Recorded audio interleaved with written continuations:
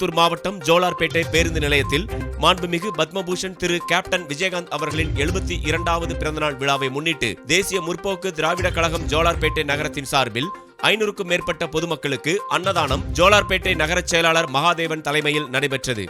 ஆஞ்சி மாவட்ட கழக பொருளாளர் முன்னிலையில் சிறப்பு அழைப்பாளராக MK ஹரிகிருஷ்ணன் மாவட்ட கழக செயலாளர் கலந்து கொண்டு சிறப்புரையாற்றி பொதுமக்களுக்கு அன்னதானம் வழங்கினார்.